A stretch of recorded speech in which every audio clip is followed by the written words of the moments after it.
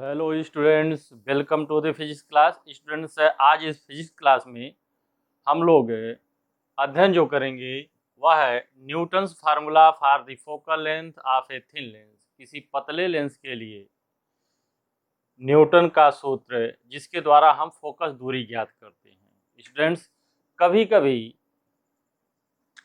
हम जो फोकस दूरी ज्ञात करते हैं या प्रतिबिंब की स्थिति ज्ञात करते हैं, कभी कभी हमारे सामने फोकस से, प्रथम फोकस या द्वितीय फोकस से वस्तु की अथवा प्रतिबिंब की दूरी ज्ञात करना सुविधाजनक होता है। इस संबंध में न्यूटन ने एक सूत्र प्रस्तुत किया जिसके अनुसार यदि किसी लेंस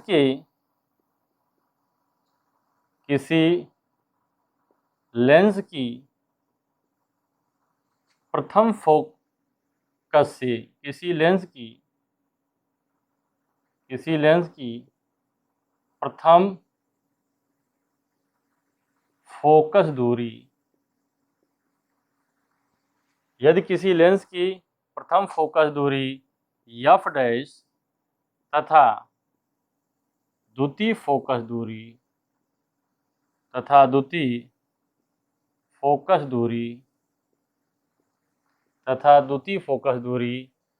f हो तो न्यूटन के अनुसार x डैश बराबर f डैश। न्यूटन के अनुसार ये क्या है? x डैश बराबर f डैश। जहां लिखेंगे, जहां x डैश क्या है? x डैश प्रथम फोकस से वस्तु के बीच की दूरी, प्रथम फोकस से वस्तु के बीच की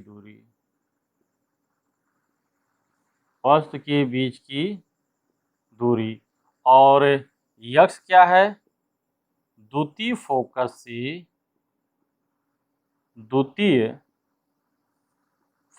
से प्रतिबिंब के बीच की दूरी,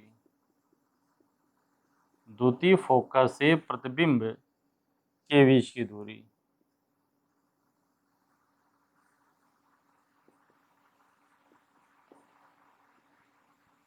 x डैश क्या है? प्रथम फोकस से वस्तु के बीच की दूरी।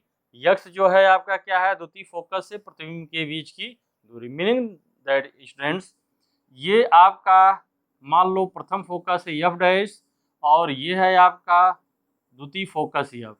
इसके बीच की जो दूरी है इसको हम लिखते हैं f डैश, और यहाँ पर सपोज करें कि कोई वस्तु o डैश रखी गई है। यहाँ पर कोई वस्तु हम रख लें o डैश। ये प्रथम फोकस से इसके बीच की जो दूरी है वह है आपकी x डैश। प्रथम फोकस से वस्तु के बीच की दूरी क्या है? x dash. उसी तरह से द्वितीय फोकस दूरी आपकी है f है, दिया है, और प्रतिबिंब इसका कहीं इधर बनेगा। अगर हम इसका प्रतिबिंब बनाएं तो ये कैसे प्रतिबिंब बनेगा? सबसे पहले हम क्या करें, मुख्य अक्ष के समांतर एक रेखा खींचेंगे। मुख्य अक्ष के समांतर ये किरण चलेगी। मुख्य अक्ष के समांतर जो प्रकाश की किरण चलेगी तो ये अपवर्तन होगा। अपवर्तन के पश्चात इसके द्वितीय फोकस से होकर के जाएगी, दूसरी प्रकाश की किरण हम इसको यहाँ पर जो है प्रथम फोकस से लेकर के जाते हैं। द्वितीय प्रकाश की किरण को हम इसके प्रथम फोकस से लेकर के जाते हैं। आप जानते हैं जब प्रकाश की किरण प्रथम फोकस से होकर जाएगी तो अपवर्तन के पश्चात मुख्य अक्ष के समांतर हो जाएगी। मीनिंग दैट ये प्रकाश की किरण इस दिशा में चली जाएगी। इसका मतलब क्या है कि यहाँ पर ये दोनों किरणें जहाँ पर मिलेंगी वहीं पर इसका प्रतिबिंब आई डैश बनेगा। ये प्रतिबिंब आई डैश बनेगा। स्टूडेंट्स, ये कह रहा है इसमें कि द्वितीय फोकस से प्रतिबिंब के बीच की जो दूरी है ये कह रहा है x कह रहा है। इसमें बताया गया है कि यह x है। अब न्यूटन का फार्मूला ये कहता है कि x डैश का मतलब x यक्स यक्स डैश बराबर यफ यफ डैश होता है। अर्थात हम कह सकते हैं कि यदि किसी लेंस की प्रथम फोकस से वस्तु के बीच की दूरी यक्स डैश हो, द्वितीय फोकस से वस्तु के बीच की दूरी यक्स हो तथा प्रथम फोकस दूरी यफ डैश और द्वितीय फोकस दूरी यफ हो, तो न्यूटन के अनुसार यक्स यक्स डैश बराबर होगा यफ यफ डैश होता है। इसको हम प्रूफ करेंगे। मिटा दें इसको। चलिए इसका हम प्रूफ लिखें। पहले प्रूफ करते हैं कैसे। न्यूटन के फार्मूले का प्रूफ लिखें। हम लोग इसकी उत्पत्ति दें, डेरिवेशन करें। प्रूफ क्या है? ये आपका है ओ डैश, ये आपका है ओ डैश। स्टूडेंट्स अब आप देखिए, इसको मैं मान ले रहा हूं कि यह ए है पॉइंट जहां पर इसमें अपवर्तित होती है, ये इसका ऑप्टिकल सेंटर सी है। यहाँ से हम मानते हैं कि ये दूरी जो है आपकी बी है, ये पॉइंट जो है आपका बी है।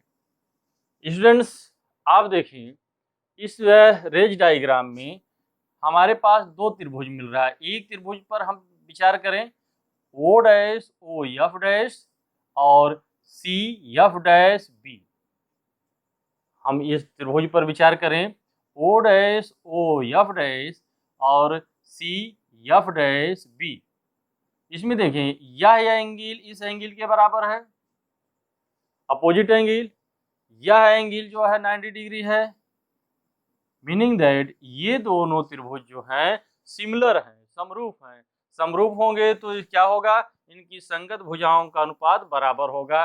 मीनिंग दैट इतनी भुजा बटे इतनी भुजा लिख सकते हैं। ओ डैश ओ बटे सी बी बराबर होगा ओ एफ डैश बटे एफ डैश सी।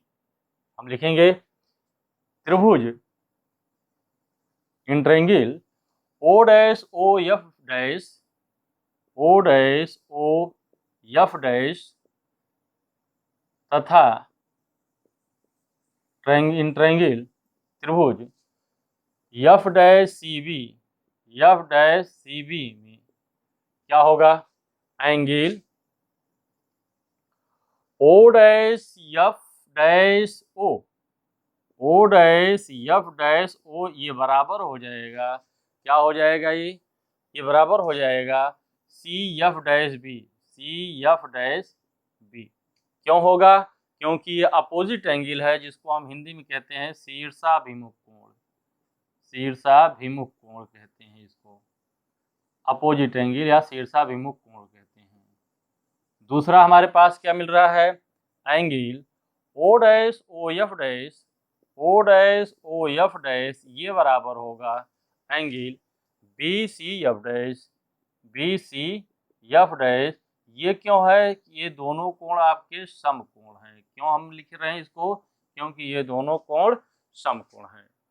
अतः हम लिख सकते हैं त्रिभुज, इसलिए त्रिभुज O dash O F dash तथा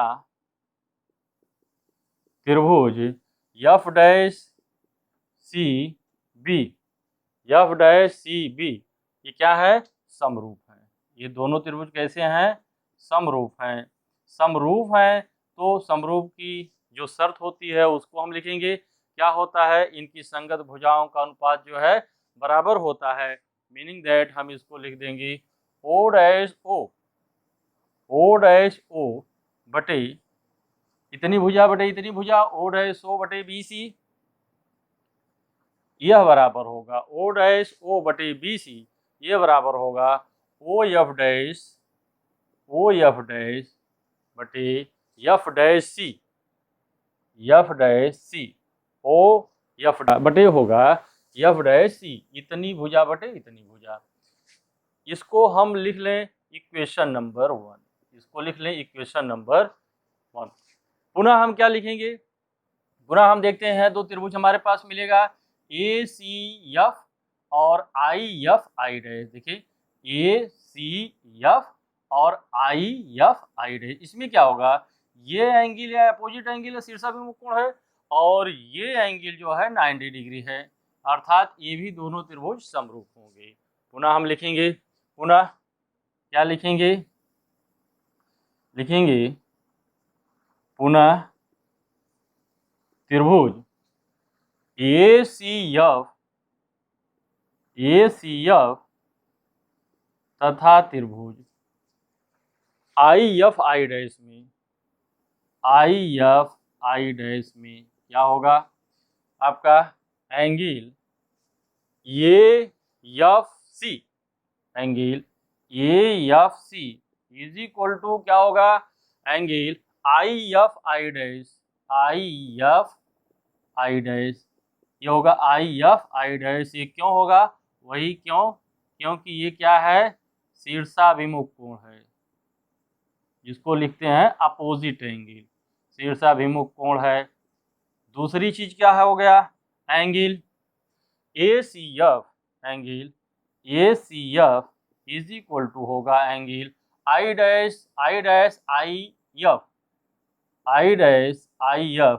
ये दोनों बराबर क्यों हैं, क्योंकि दोनों 90 डिग्री है, समकोण है। अब क्या हो गया, इसलिए हम इसको भी क्या लिख सकते हैं, त्रिभुज ACF तथा त्रिभुज IFI डैश समरूप है। ये दोनों क्या है, समरूप है। अगर ये समरूप है तो हम क्या कर सकते हैं कि इनकी अगर समरूप है तो होगा क्या, इनकी संगत भुजाओं का अनुपात बराबर होगा, मीनिंग दैट AC बटे II डैश लिख देंगे, AC बटे II डैश यह बराबर होगा, AC बटे II डैश बराबर होगा CF बटे FI, CF बटे FI, CF बटे FI, CF बटे FI। यह भुजा बटे ये भुजा बराबर इतनी भुजा बटे इतनी भुजा। स्टूडेंट्स इसको नोट कर ले तो आगे हम लिख रहे हैं। मेरे ख्याल से नोट कर लिया होगा, चलिए पास करके नोट करिए। इतना ऊपर का मैं मिटा देता हूँ इसको, इसकी नीचे की इक्वेशन नंबर 1 की जरूरत पड़ेगी, मैं इसको मिटा देता हूँ। अब हम इसमें क्या देखते हैं, ध्यान दें थोड़ा सा, क्या AC क्या होगा, आप देखिए इसमें वो डैश प्रकाश की किरण इधर से चल रही थी, मुख्य अक्ष के समांतर इधर चली गई थी, यहाँ से प्रकाश किरण इसके समांतर हो गई थी। आप क्या देखोगे यहाँ से कि O डैश O किरण आरेख से क्या पता चल रहा है हमको, किरण आरेख से क्या पता चल रहा है, O dash O is equal to AC। ये क्यों है, क्योंकि ये मुख्य अक्ष के समांतर प्रकाश की किरण अगर चल रही है तो इस दोनों के बीच की दूरी क्या होगी, दोनों बिंदुओं पर बीच की दूरी हमेशा बराबर होगी। दूसरी चीज क्या होगी, BC बराबर क्या होगा, II डैश होगा, BC बराबर क्या होगा, II डैश होगा। क्यों ऐसा होगा, क्योंकि आप देख रहे हैं कि ये जो प्रकाश की किरण इसके फोकस से आकर इस पर आपतित हो रही थी, अपवर्तन के पश्चात ये क्या होगी, मुख्य अक्ष के समांतर हो गई, मीनिंग दैट BC और II डैश बराबर होगा। आइए इस इक्वेशन में हम AC और II डैश का मान रख लेते हैं। AC बराबर कितना होगा, वो O डैश, देखिए AC बराबर यहाँ पर हम रखें, AC बराबर क्या है, वो O डैश, O डैश हो गया बटे II डैश की जगह हम क्या लिख लें, BC लिख लें, II डैश की जगह हम क्या लिख लें, BC लिख लें। ये बराबर क्या होगा, ये बराबर क्या होगा, CF, ये है आपका CF बटे FI, CF बटे FI, इसको लिख दें इक्वेशन नंबर 2।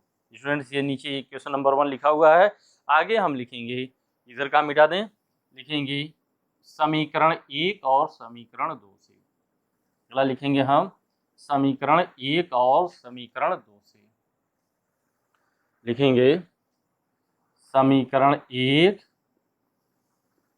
और समीकरण 2 से, समीकरण 1 और समीकरण 2 से क्या हो गया, इसका देखिए लेफ्ट साइड दोनों का बराबर है, O डैश बटे BC, ओ डैश बटे बी सी, अगर दोनों का लेफ्ट बराबर है तो राइट भी बराबर होगा। इसका मतलब है कि हम इसको लिख लें सी एफ बटे F I is equal to O F dash बटे F dash C, O F dash बटे F dash C. C F students क्या है, अब हम यहाँ पर देखिए सी एफ हमारा क्या है, सी एफ कहाँ है, सी से लेकर के एफ के बीच की दूरी, ये होगा आपका प्लस एफ मैं क्यों लिख रहा हूँ, क्योंकि ये किरण के चलने की दिशा में दूरी मापी जाएगी और ऑप्टिकल सेंटर से मापी जाएगी। ठीक, उसके बाद क्या है, एफ आई क्या है, एफ आई का मतलब है फोकस से प्रतिबिंब के बीच की दूरी, जिसको हमने यक्स लिया है, ये मान हो जाएगा, ये भी प्लस यक्स होगा क्योंकि ये भी किरण की चलने की दिशा में मापी जाएगी। ओ एफ डैश क्या होगा, ओ एफ डैश क्या होगा, ओ एफ डैश का ये होगा x dash, O F dash क्या होगा, ये होगा आपका यक्स डैश, लेकिन ये जो है किरण चल रही है इधर और हम नापेंगे इसके विपरीत दिशा में, ये आपका निगेटिव होगा। दूसरी चीज है एफ डैश सी क्या हो गई, प्रथम फोकस से ऑप्टिकल सेंटर के बीच की दूरी है, इसको हमने लिखा है एफ डैश, इसमें इसकी दूरी कितना लिखा हमने, एफ डैश, ये भी निगेटिव होगा क्योंकि यह दूरी जो हम नापेंगे ऑप्टिकल सेंटर से तो यह किरण के चलने की विपरीत दिशा में होगा। इसके मान को हम यहाँ रख देते हैं, सी एफ की जगह रख दें हम एफ बटे एफ आई की जगह रख दें यक्स, और ओ एफ डैश की जगह रख दें माइनस यक्स डैश बटी एफ डैश सी की जगह लिख दें माइनस एफ, मीनिंग दैट ये हो जाएगा आपका एफ बटी यक्स बराबर हो जाएगा यक्स डैश बटी एफ, ये होगा आपका एफ डैश सी है, एफ डैश है, ये हो जाएगा एफ डैश, मीनिंग दैट इसको अगर हम सॉल्व कर लें तो ये हमारे पास आ जाएगा क्या, एफ डैश बराबर यक्स डैश। स्टूडेंट यही न्यूटन का फार्मूला है, किसके लिए, पतले लेंस की फोकस दूरी ज्ञात करने का यह लेंस का फार्मूला है। कब उपयोगी होगा, जब हमें फोकस से वस्तु के बीच की दूरी, प्रथम फोकस से वस्तु के बीच की दूरी तथा द्वितीय फोकस से प्रतिबिंब के बीच की दूरी ज्ञात हो, तब हम इस फार्मूले का उपयोग करके लेंस की फोकस दूरी, प्रथम फोकस दूरी और द्वितीय फोकस दूरी का मान निकाल सकते हैं। नोट कर लें, इसको नोट कर लिया। चलिए अब इसके बाद इसमें कुछ कंडीशंस देखते हैं। कंडीशन वन क्या हो सकता है,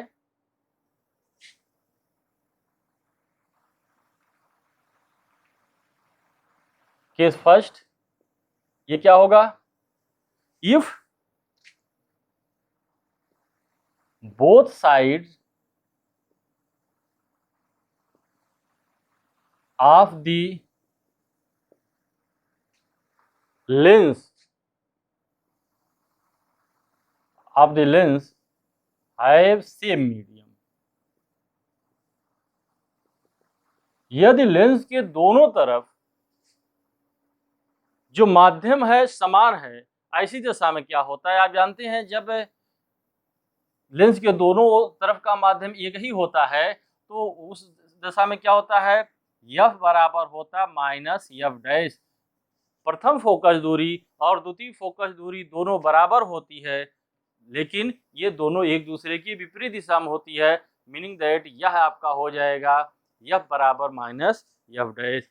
अब हम क्या करेंगे, इसका मान इसमें अगर रख दें तो क्या हो जाएगा, एफ की जगह, एफ डैश की जगह माइनस एफ रख दें तो ये हो जाएगा एफ इंटू माइनस एफ बराबर हो जाएगा यक्स डैश या minus F square is equal to हो जाएगा x dash minus F square बराबर हो जाएगा या एफ स्क्वायर बराबर हो माइनस यक्स डैश हो जाएगा।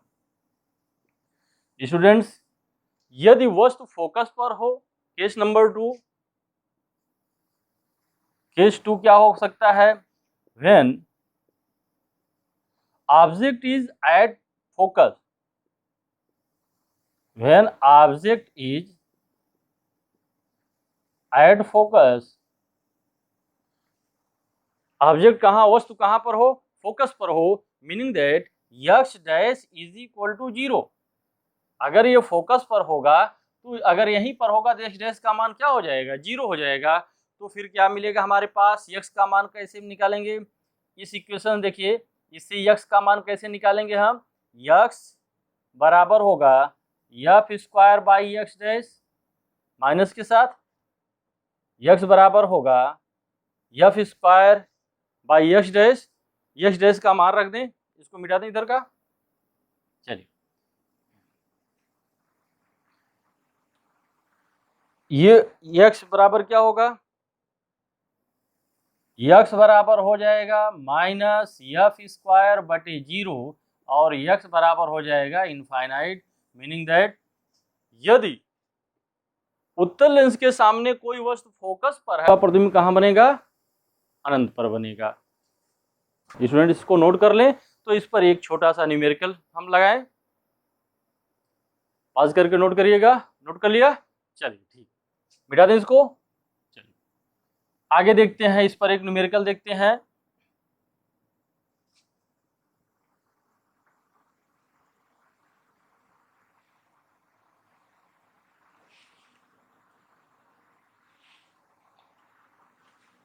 आगे लिखेंगे, इसका न्यूमेरिकल लिखेंगे, क्वेश्चन नंबर 1,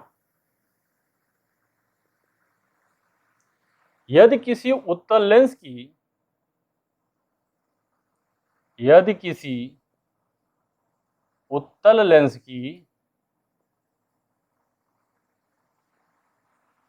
की प्रथम फोकस दूरी,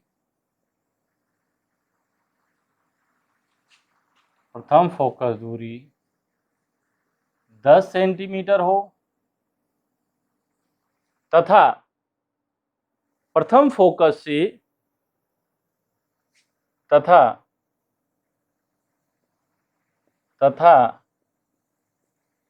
प्रथम फोकस से वस्तु के बीच की दूरी,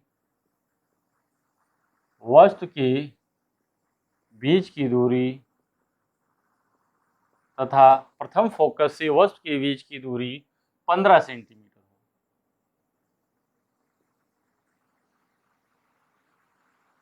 15 सेंटीमीटर है। यदि द्वितीय फोकस से,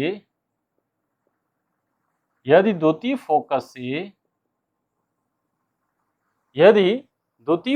से प्रतिबिंब 20 सेंटीमीटर पर बनता है, तो यह द्वितीय फोकस से प्रतिबिंब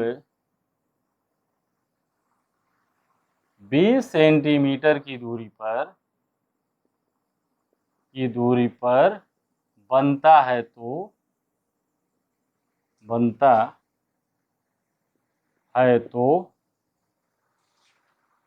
लेंस की द्वितीय फोकस दूरी ज्ञात कीजिए। तो लेंस की द्वितीय फोकस दूरी ज्ञात कीजिए, लेंस की द्वितीय फोकस दूरी ज्ञात कीजिए, लेंस की द्वितीय फोकस दूरी ज्ञात कीजिए। स्टूडेंट्स इसको सॉल्व करें, आसान बहुत है। आप पहले इसका रेज डायग्राम बनाएंगे, रेज डायग्राम बनाने से स्पष्ट हो जाएगा कि क्या क्या चीज़ दिया गया है। ये उत्तल लेंस है, ये यहाँ पर एफ डैश होगा, प्रथम फोकस के लिए हम एफ डैश और द्वितीय के लिए एफ लिखते हैं। यहाँ पर वस्तु ओ डैश है, यह है ओ डैश, प्रकाश की किरण यहाँ से चलेगी और इसके फोकस से होकर जाएगी।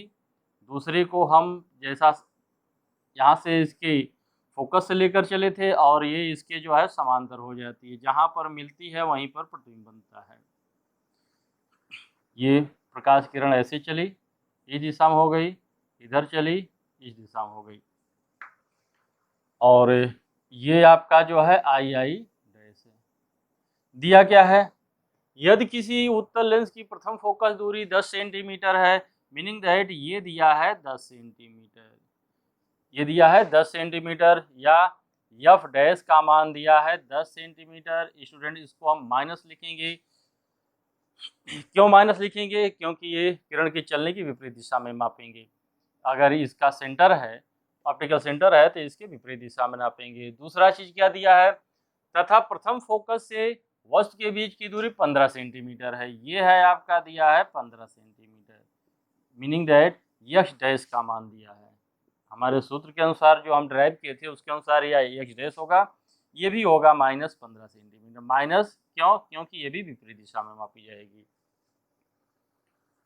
दूसरा आगे दिया है, यदि द्वितीय फोकस से प्रतिबिंब 20 सेंटीमीटर, यानी यहाँ से प्रतिबिंब 20 सेंटीमीटर पर है। मीनिंग दैट ये दिया है हमारे पास यक्स, ये है आपका 20 सेंटीमीटर। ये प्लस होगा क्योंकि ये किरण के चलने की दिशा में मापी जाएगी। आगे हमसे पूछता है तो लेंस की द्वितीय फोकस दूरी ज्ञात कीजिए। मीनिंग दैट एफ ज्ञात करना है आपको। हम लिखेंगे according to Newton's law, according to Newton's formula. Newton's formula क्या होगा? F dash is equal to x x dash, F dash is equal to x x dash. हमको एफ मालूम करना है तो लिख लेंगे एफ बराबर हो जाएगा x into x dash by F. मान रख दें, एक्स की जगह हम रखेंगे 20 सेंटीमीटर है, 20 गुणे एक्स डैश की जगह लिखेंगे -15, इसकी जगह लिखेंगे -15 बटे कितना हो जाएगा एफ। एफ का मान सॉरी ये है, हमको एफ निकाल, ये एफ डैश होगा, ये आपका एफ डैश होगा। एफ डैश का मान कितना है? -10 सेंटीमीटर दिया है। इसको सॉल्व करेंगे तो एफ बराबर क्या हो जाएगा? माइनस यहाँ प्लस हो जाएगा और ये हो जाएगा 10 दूनी 20, 15 दूनी 30 प्लस 30 सेंटीमीटर। यानी लेंस की जो द्वितीय फोकस दूरी है वो कितनी है? 20 सेंटीमीटर। स्टूडेंट्स इस तरह से ये भी पूछा जा सकता है आपसे कि लेंस से प्रतिबिंब के बीच की दूरी कितनी है। तो ये आपका हो गया कितना है? 30 सेंटीमीटर आया। तो अगर ये पूछा जाए लेंस से प्रतिबिंब के बीच की दूरी कितनी है, तो 30 ये और 20 ये मिलकर कितना हो जाएगा? 50 सेंटीमीटर हो जाएगा।